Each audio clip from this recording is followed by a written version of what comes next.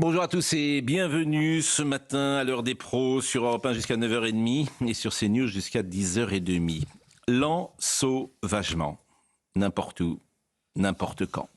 Un contrôle routier, un match de football, l'ensauvagement, les barbares sont parmi nous. Ce n'est pas moi qui le dis, c'est Bruno Retailleau lorsqu'il affirme cette société a engendré une fabrique de barbares.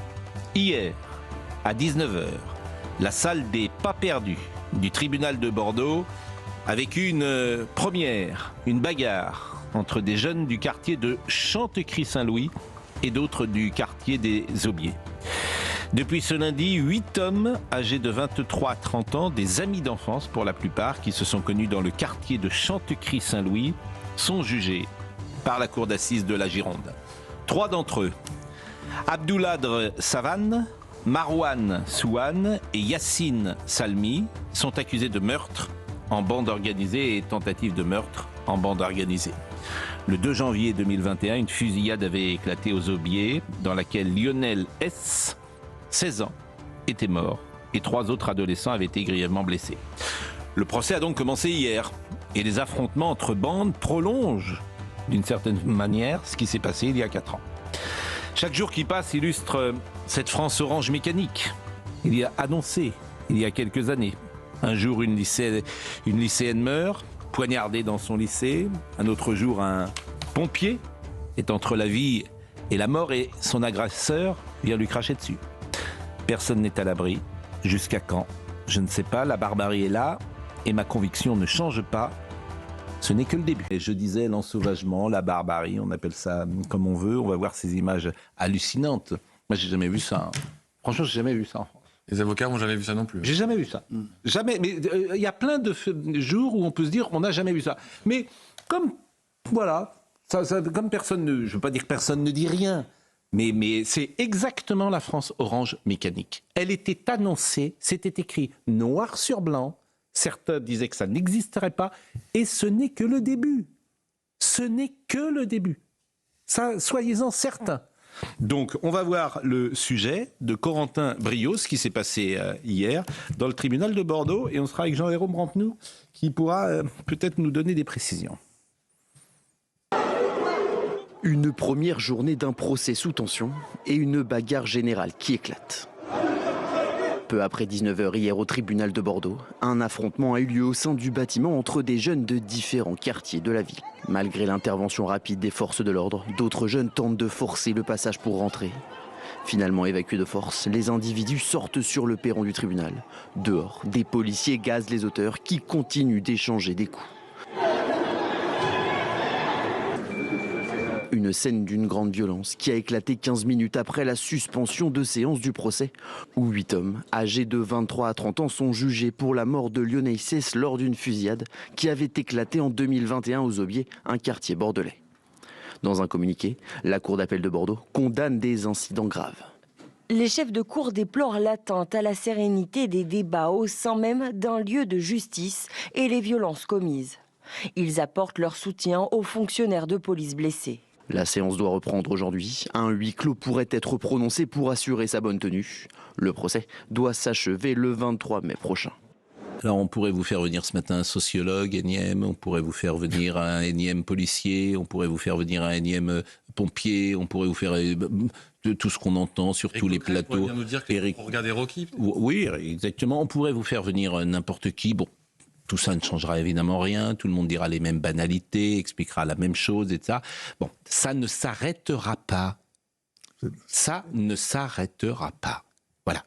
Sauf s'il y a des mesures radicales que personne ne veut prendre. Donc, ça ne s'arrêtera pas. Et ça continuera. Alors, qu'est-ce qu'on fera? On mettra un peu plus de sécurité. Comme les politiques sont malins, ils diront, attention, là, s'il y a quelque chose, il y aura plus de sécurité sur des gros procès ou des choses comme ça. Là, on en est rendu à ça se battre dans la salle des pas perdus. Donc, alors qu'il y a 3 jeunes qui sont poursuivis pour meurtre. Alors, écoutez ce qu'a dit M. Retailleau, c'est pas moi qui le dis, puisque lui a un mérite, il met les mots. Il parle de barbares. Il a bien raison. C'est la société. Donc, on va écouter ce qu'avait dit M. Retailleau à Nantes et ce qu'il a redit à Évian, avec ce pompier sur lequel on a craché dessus, je rappelle, qui est entre la vie et la mort. Et puis il y a un autre pompier qui a été agressé aussi, tous les jours. Maintenant, c'est les pompiers, c'est la une du Parisien. Bon. Donc, écoutez Bruno Retailleau. Cette société a engendré une fabrique de barbares. Cette France, des gens honnêtes, elle n'agresse pas, elle fait son devoir. Et puis il y a des barbares. Mais quand Laurent Oberton, il y a 15 ans, a écrit La France, Orange Mécanique, il s'est fait traiter de... Comment ? Oui, France Orange Mécanique, oui. Il s'est fait traiter de tous les noms. Il s'est fait traiter de fasciste Oui. et d'extrême droite. Il a écrit noir sur blanc ce qui arrive. Et quand je vous dis que ce n'est que le début, oui. C'est que, vous allez vous alerter, vous allez la foule. Ce n'est que le début, puisque personne ne prendra les bonnes solutions. Donc continuons. Ouais. Continuons. Vous vous souvenez aussi quand Jean-Pierre Chevènement Joseph Massescaron parlait de sauvageons. Oui. Toute la gauche, tout le monde, et la droite compris, hein. La droite compris. Mais bien sûr. Voilà. Alors que sauvageon, c'était plutôt presque... Olivier de Lagarde. Presque affectueux. C'était explicite. Ce qui est très intéressant et édifiant dans cette affaire, c'est qu'on s'attaque à un lieu sacré de la République.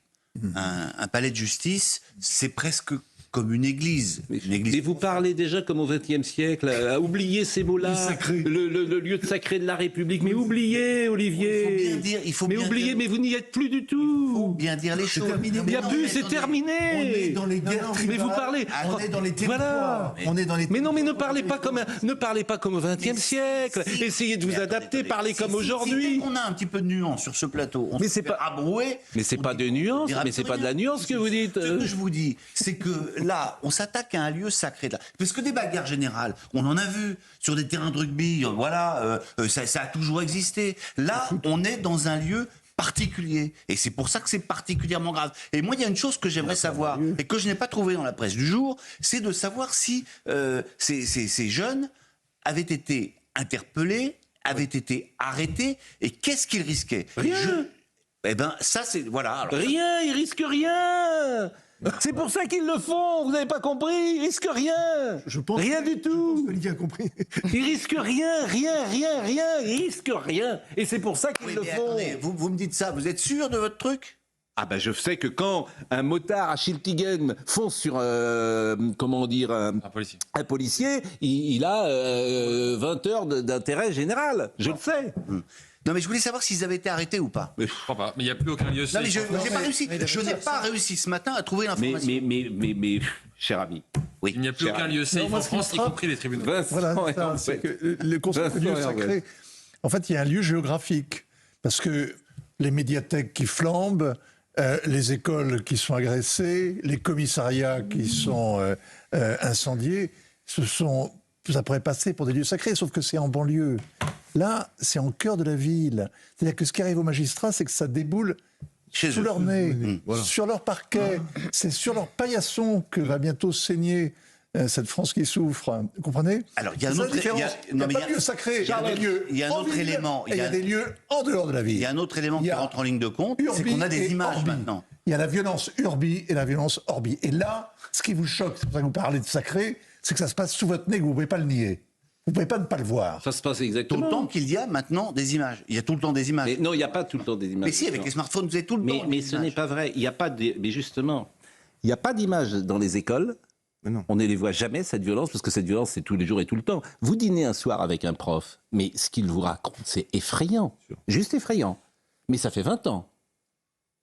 Mais il n'y a pas d'images. Surtout, on ne veut pas. Vous avez vu un reportage d'immersion ? Jamais. Ce qui se passe dans les banlieues, vous ne le voyez pas. Il n'y a pas d'images. Vous avez vu des images mettez-vous avec... images Mettez-vous avec... des règlements de compte, on le voit quand même. Vous avez dîné avec un flic un soir ? Ben, vous savez, moi, le soir, je lis les journaux. D'accord. Vous avez dîné un soir, ce qu'il vous raconte... Ce qu'il vous raconte...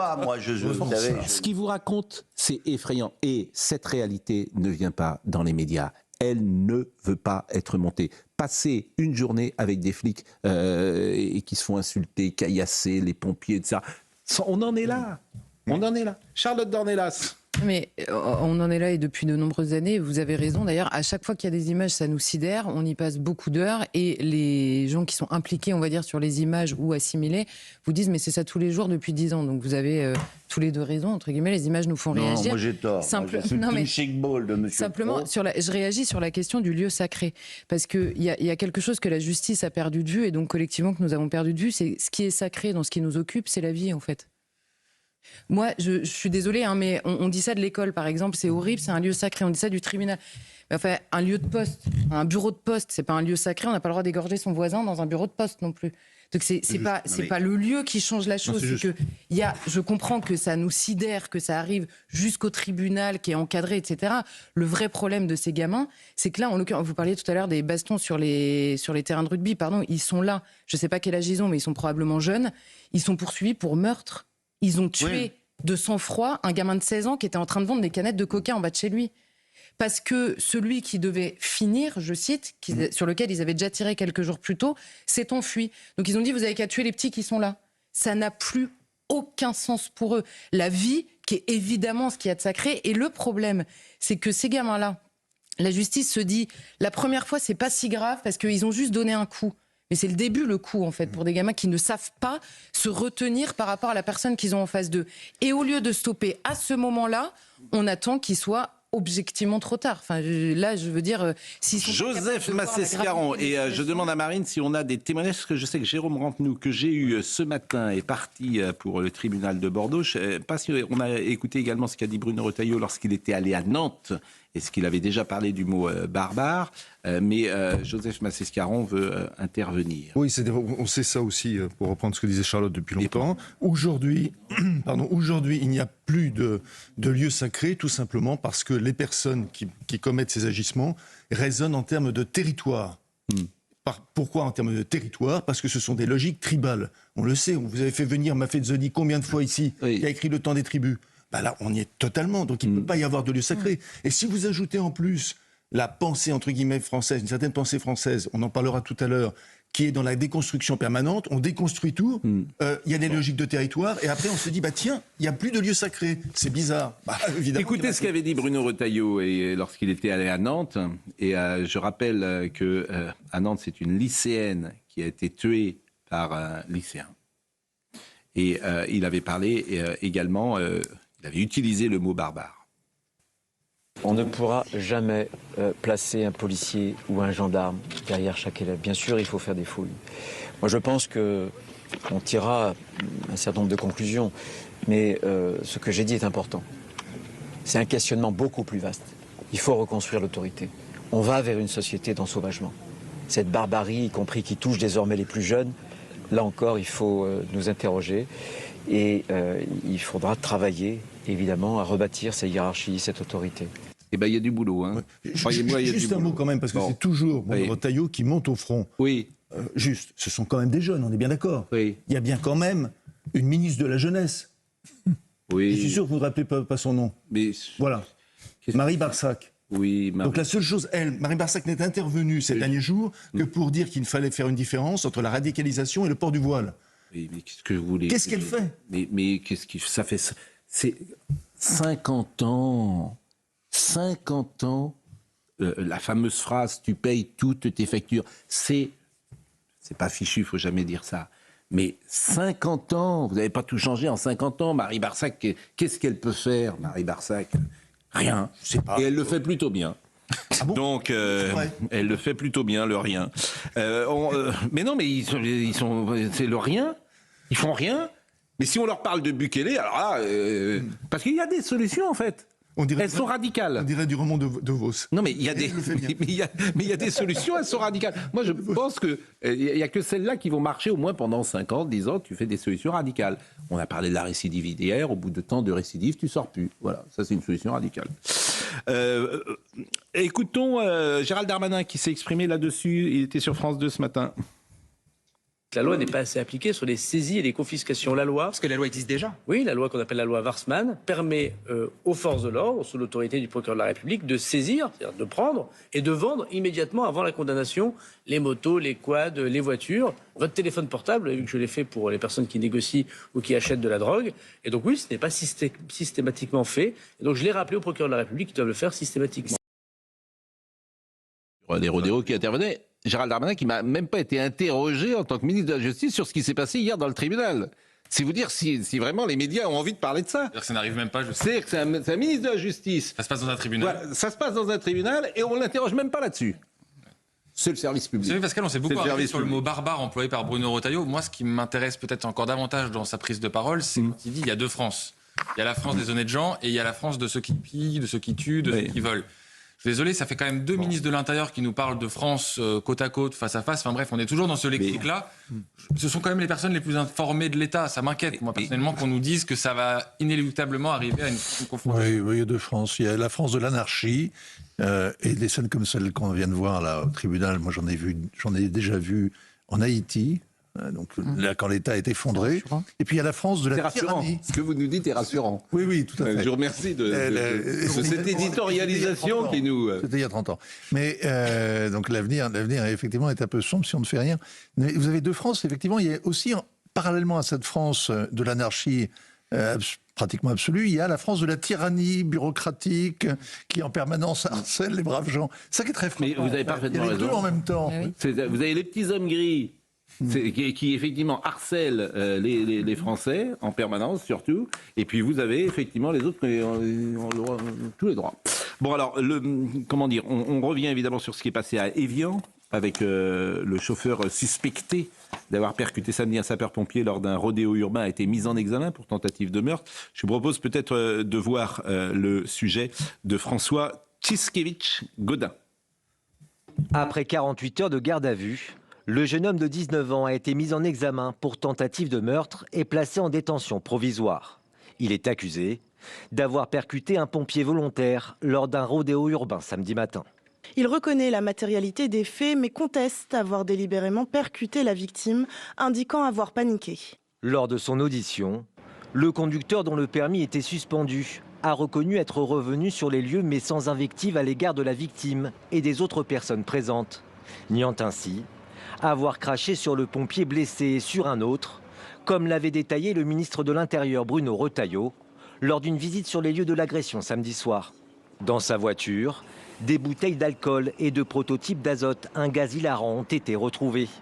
Après avoir d'abord refusé de se soumettre au test d'alcoolémie, ce taux a finalement pu être mesuré, s'élevant à 0,28 mg par litre de sang, soit juste au-dessus de la limite pour les jeunes conducteurs.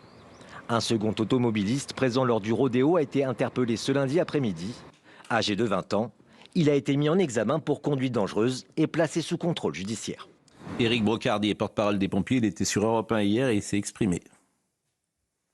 Il y a une évolution de l'agression. Avant, nous avions effectivement des agressions, mais qui étaient souvent corrélées à des situations dans la nuit de vendredi à samedi, de samedi à dimanche, liées à l'alcool, à la sortie de boîte de nuit ou quoi que ce soit. On n'avait pas encore cette notion véritable parfois de guet-apens, de jet de cailloux ou de ce genre de choses-là. Aujourd'hui, c'est vrai qu'on passe d'écrans supplémentaires, comme là, on l'a encore passé, parce que ce que vous évoquez aujourd'hui comme une agression au regard de ce qui se passe comme une Haute-Savoie, j'ai du mal à qualifier le niveau supérieur de ce qui s'est produit, parce qu'on a pris les sapeurs-pompiers pour un jeu de quilles. Et très clairement, aujourd'hui, le sujet, il est de se dire, mais jusqu'où va-t-on aller ? Parce qu'il y avait une volonté manifeste de vouloir tuer quelqu'un. Je crois que Thomas Bonnet, c'était un jour, le président de la République avait dit en déplacement en province, bah oui, les uns et les autres regardent ces news et ils ont le sentiment que la France est à feu et à sang. Ça existe bien, ça. Le président de la République l'avait dit comme ça. Il faudrait retrouver la citation exacte, mais ça me donnerait pas. Donc c'est ça. Alors moi je dis toujours la même chose. Nous on témoigne de l'actualité. L'actualité elle s'impose à nous. C'est pas moi qui l'invente. Bordeaux hier, je ne l'invente pas. Le pompier, je ne l'invente pas. On pourrait parler d'autre chose, bien évidemment. Mais on n'invente pas cela. Donc, entre le sentiment d'insécurité de M. Dupond-Moretti, qui était hier soir d'ailleurs, je crois, sur l'émission C'est à vous, où il explique qu'il a été formidable ministre de la Justice. Donc, il est très content de lui, mais ils sont tous très contents de lui d'ailleurs. Le pays est à feu et à sang, mais quand tu les écoutes tous, formidable, on a fait du bon boulot, c'est merveilleux.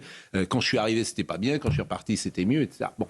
Et effectivement, la phrase d'Emmanuel Macron, qui sera ce soir, d'ailleurs, sur TF1, tant mieux. Ouais. Est-ce qu'on lui posera la question? Mais... Il y aura Robert Ménard, on peut compter sur Robert Ménard. Mais moi, j'ai envie de dire, le président de la République, je voudrais une émission où simplement il écoute les gens. Parce que je sais ce qui va se passer. Il va être très bon, comme toujours. Il va parler, très bon. Il va être efficace, comme toujours. À la fin, tu auras oublié ta question et rien ne changera. Puisqu'en fait, la parole, à l'oral, il est très bon. Le problème, c'est pas l'oral.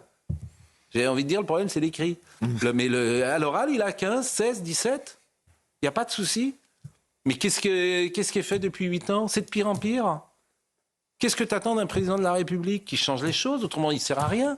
S'il ne peut pas changer le réel, ça ne sert à rien. Moi, j'attends de voir les questions de Thibaut Inchep. Oui, alors qui est ce jeune homme? Parce que c'est un répétez son nom parce que je ne suis pas sûr que tout le monde ait Thibaut compris. Inchep. Thibaut Inchep. Voilà. En forme. Ça veut dire en forme. Thibaut, voilà. Ça veut dire qu'il a un nom en forme. C'est un influenceur qui, d'une manière drôle, évidemment, donne des conseils. Il est coach sportif. Voilà. Thibaut Inchep. On en est là aujourd'hui. Oui. Faire interroger le président de la République par Thibaut Inchep. Sur le sport à l'école. Ouais. J'aurais préféré, par exemple, qu'il soit interrogé par Sarah Knafo.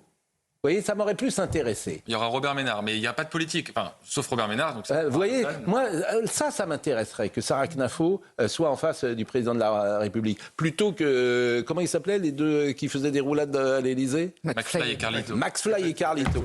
Bon, voilà. Ah oui, on est passé de Michel Droit à McFly et Carlito. Bon, il y a peut-être un juste milieu. Il y a eu Michel Fil de Morosi entre-temps. Bon. En tout cas, il n'y a pas CNews. Nous, on n'a pas le droit. Vous vous rappelez la question de Laurence Ferrari à la conférence de presse à Emmanuel Macron sur l'école. Ça n'avait pas. Quand on pose une question, très apprécié. Il n'y en a pas un bon. Bon, et alors, un autre. Je vais vous faire écouter le sujet de Mathieu Devez, parce qu'il y a eu un autre incident avec les pompiers, ce qui fait que c'est la une du Parisien. D'ailleurs, il y a des pompiers qui ont été. Insultés. Bon, on les écoutera tout à l'heure. Une sirène. Comment? On va mettre une sirène plutôt que la... Ah non, faut pas.